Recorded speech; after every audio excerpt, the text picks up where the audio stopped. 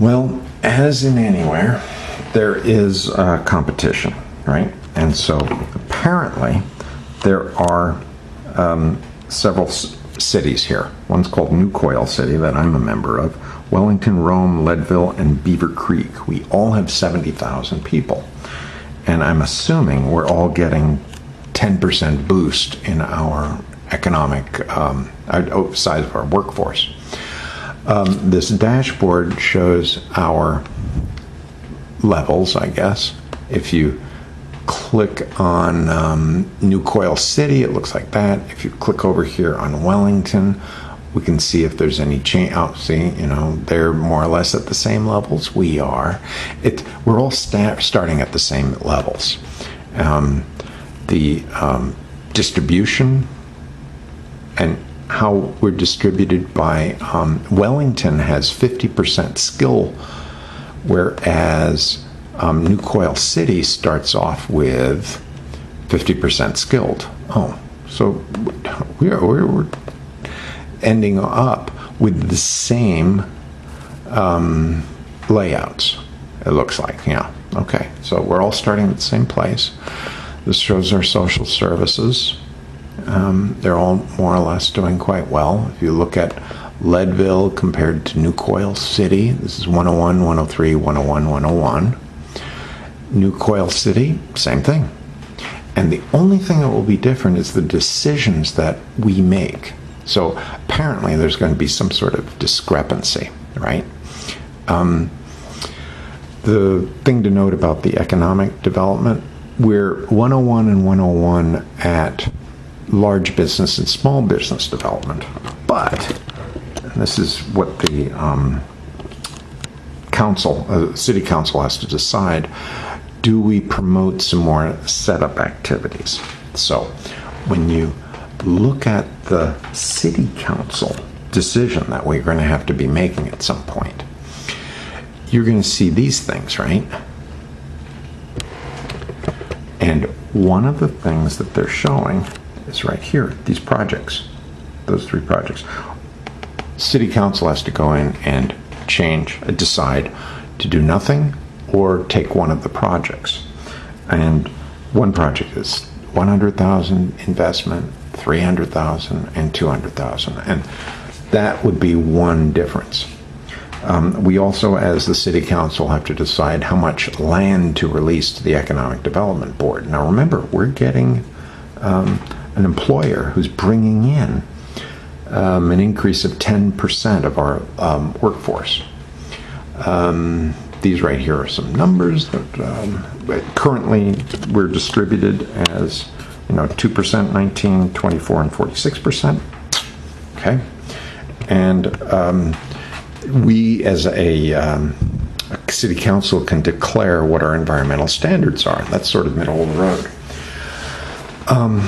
Environmental standards, of course, if we raise that, that's going to cost us money, but it might attract more business opportunities, right? So I think we've already talked about the scenario, right? We know that our it really is going to start coming down to, can we as a city council come together and talk about what needs to be done? And that's part of the reason why I'm setting up this video, because I think the way that these this setup has been created is meant to foster interaction.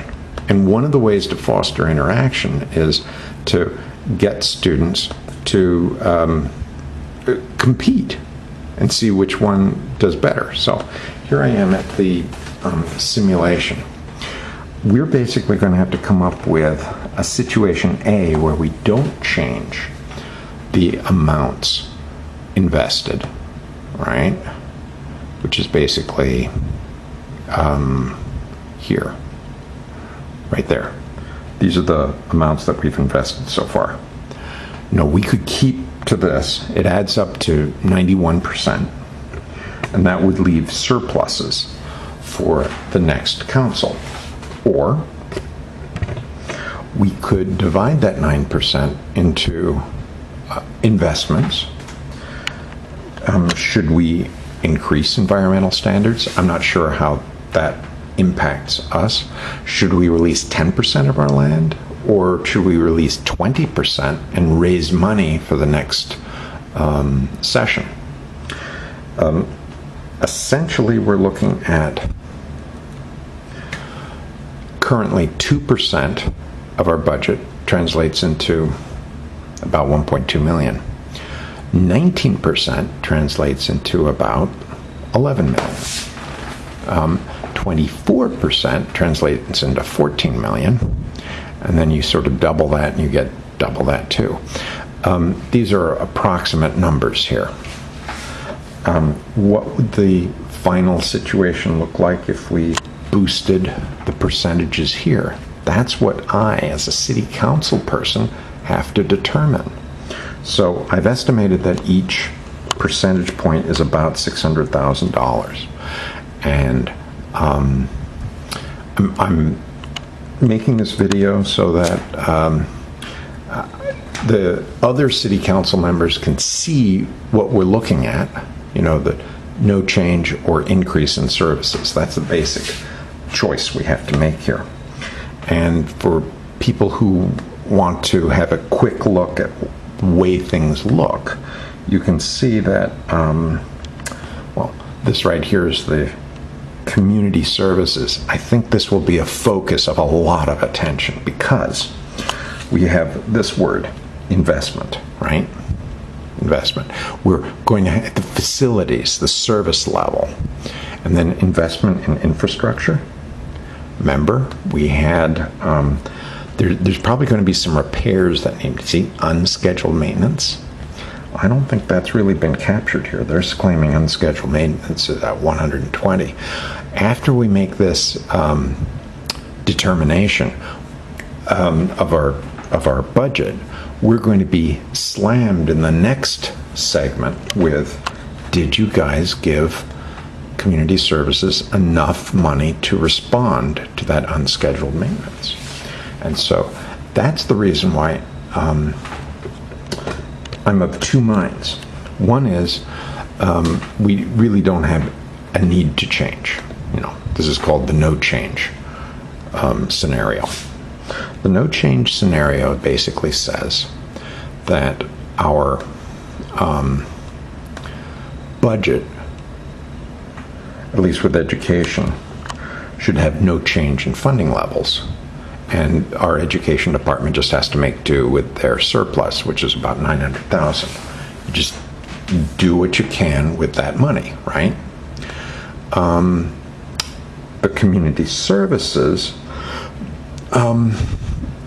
they've got $1 million, but that should be used to handle the infrastructure. We're not going to increase their budget significantly.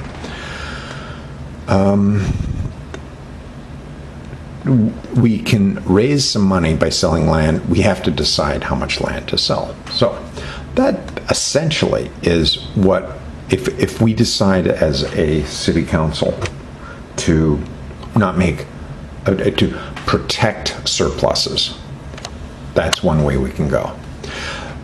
One of the hopes I have is that by sharing this information with Valerie, and Sherry as city council people, we can also share this presentation, because the option, right? Let's think about what our option is here. Our option is to go to B, increasing services. And that's something I want to discuss next. That will be in the next video.